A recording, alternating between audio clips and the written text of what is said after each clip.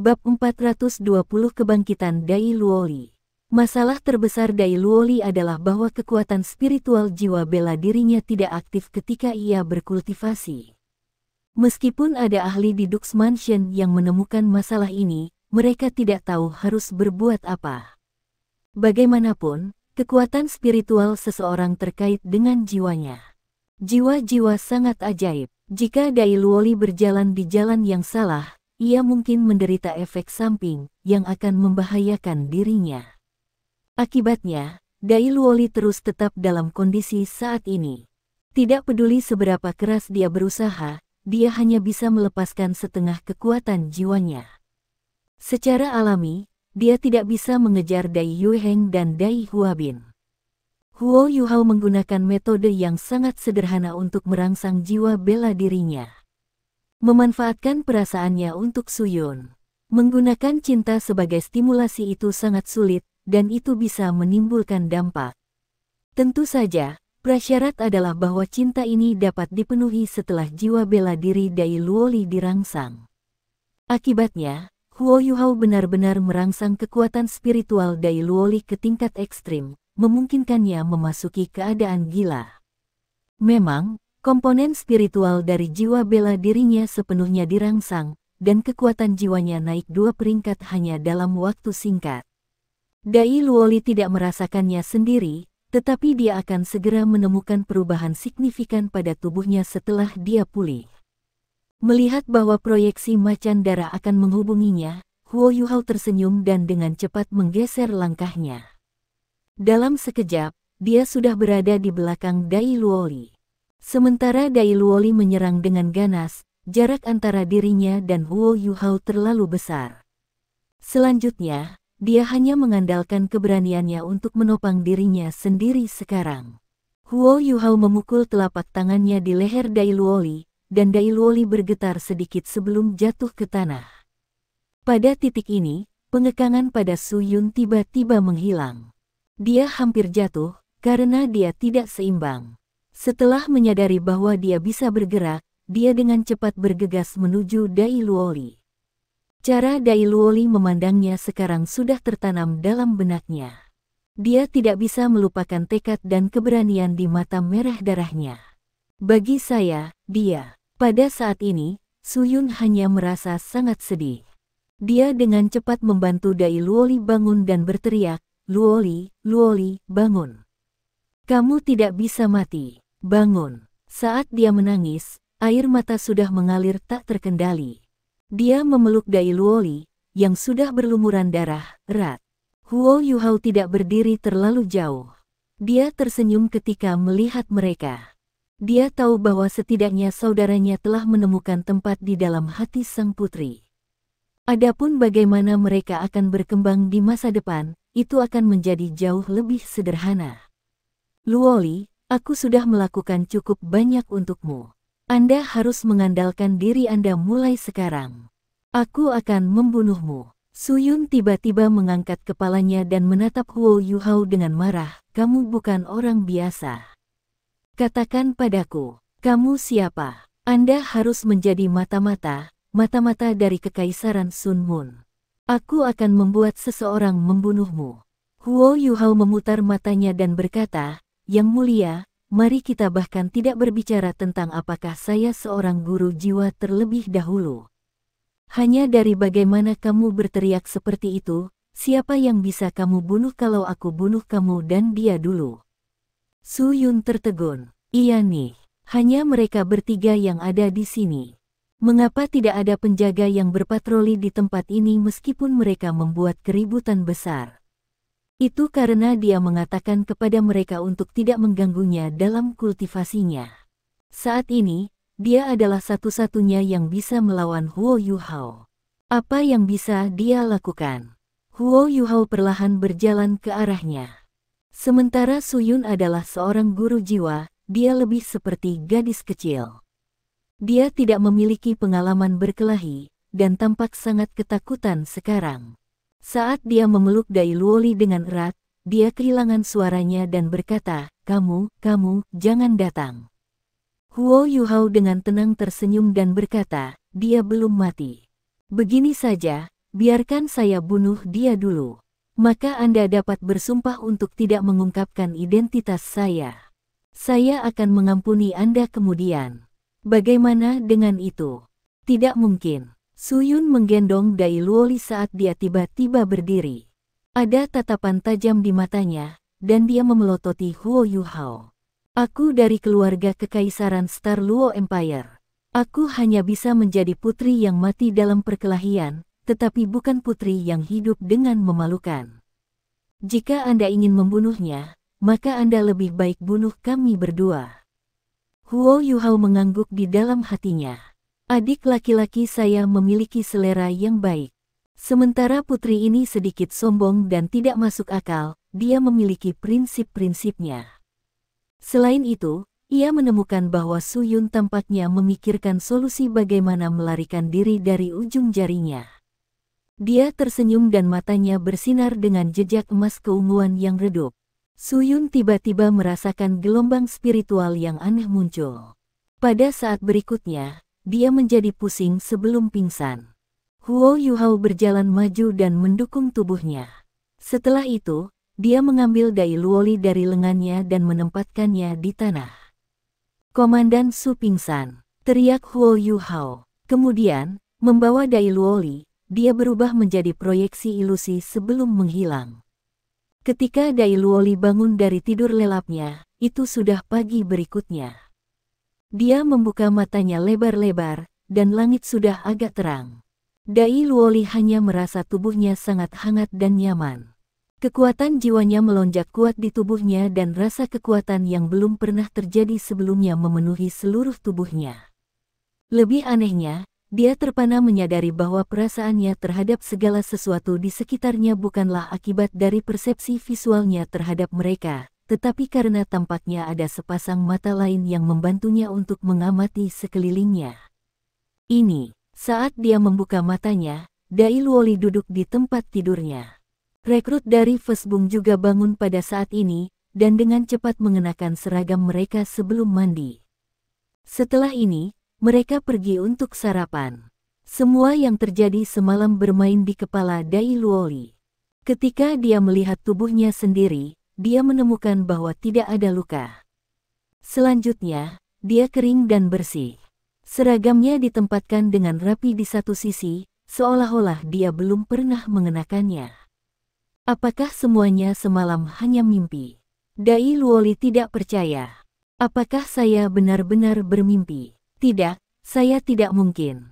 Bagaimana bisa begitu menyakitkan dalam mimpiku? Ya, itu dia. Dia memutar kepalanya untuk melihat Tang Dong. Tang Dong baru saja mengganti bajunya dengan seragam, dan dengan malas merentangkan pinggangnya. Sepertinya dia bisa merasakan Dai Luoli melihat ke atas, dan segera menoleh untuk melihat ke belakang. Setelah ini, dia mengungkapkan senyum ramah. Dai Luoli terlalu penasaran, dan tidak tahan lagi.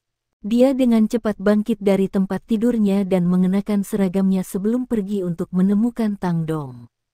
Dai Luoli bingung ketika dia bertanya, "Tang Dong, apa yang terjadi padaku semalam? Mengapa saya ingat bahwa saya dipukuli dengan sangat tragis oleh Anda?" Huo Yuhao terkekeh, "Begitukah? Jika Anda pikir itu masalahnya, maka itu masalahnya. Namun, apakah Anda benar-benar tidak ingat apa yang terjadi? Ayo, mari kita sarapan. Aku akan memberitahumu saat kita makan." Saat dia berbicara, dia menyeret Dai Luoli untuk menyegarkan diri. Dai Luoli menatapnya dengan ekspresi abnormal, dan bahkan lebih bingung. Namun, itu tidak terlalu tepat baginya untuk menanyai Tang Dong dengan begitu banyak rekrutan. Setelah menyegarkan diri, mereka berdua pergi untuk sarapan. Di kantin, mereka berjongkok di satu sisi untuk sarapan. Apa yang sebenarnya terjadi semalam? Dai Luoli tidak bisa menahan diri untuk tidak bertanya.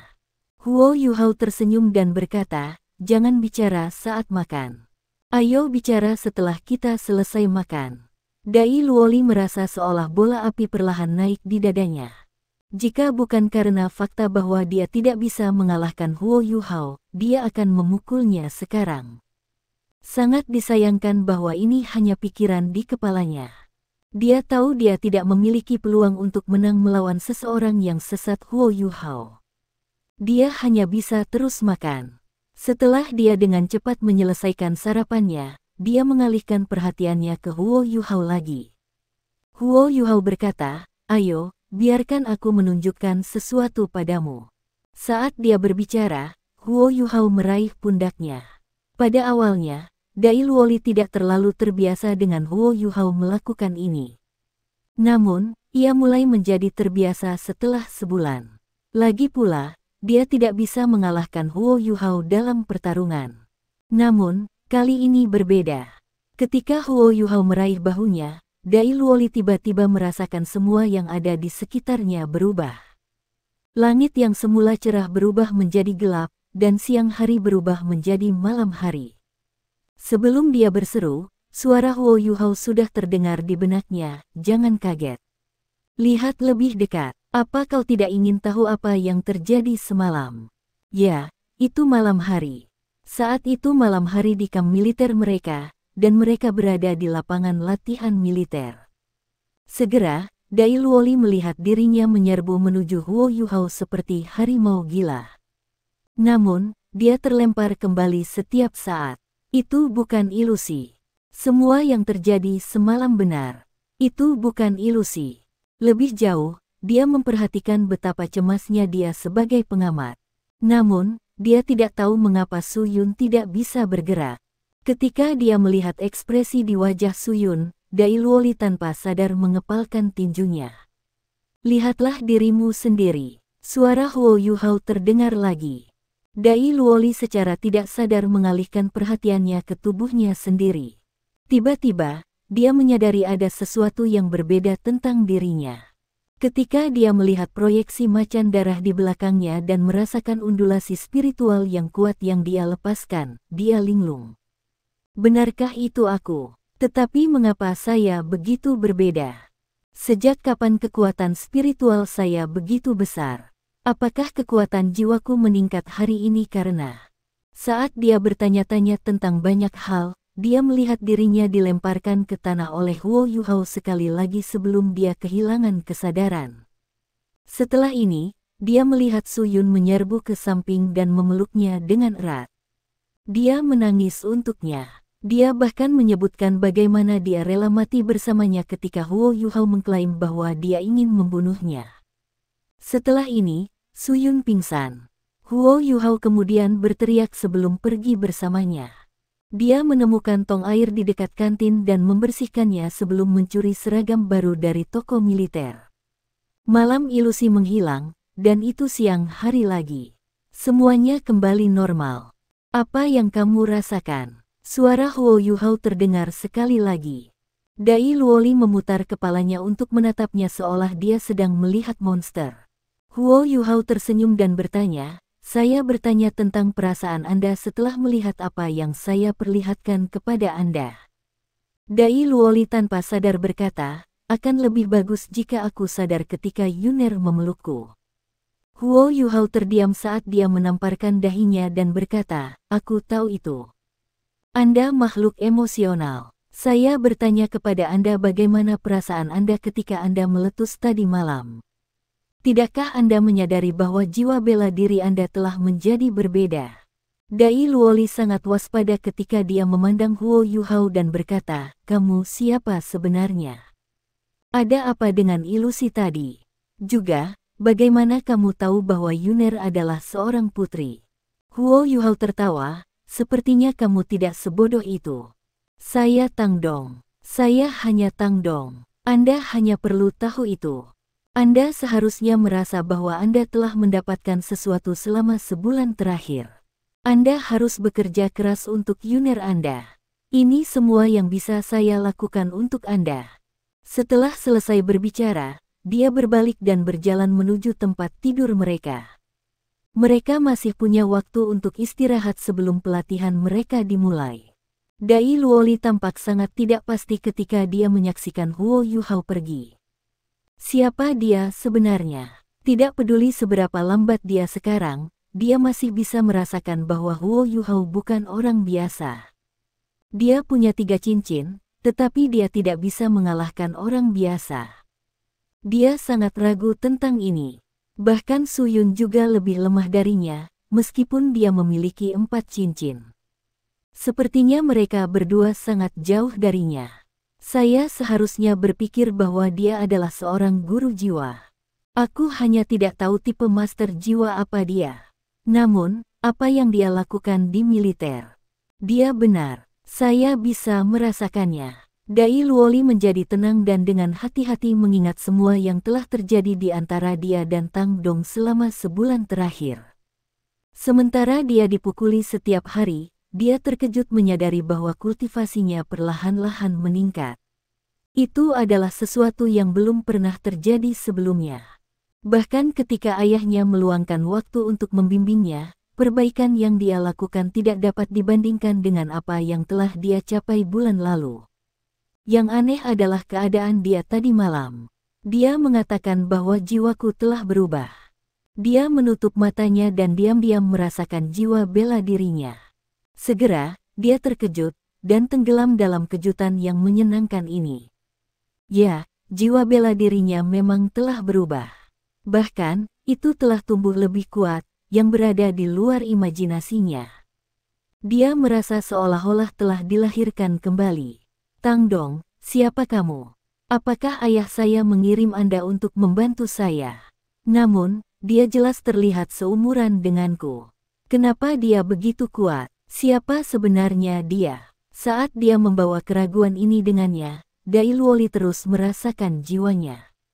Spiritualitas jiwa bela dirinya akhirnya terbangun. Segalanya telah berubah, dan menjadi sangat indah.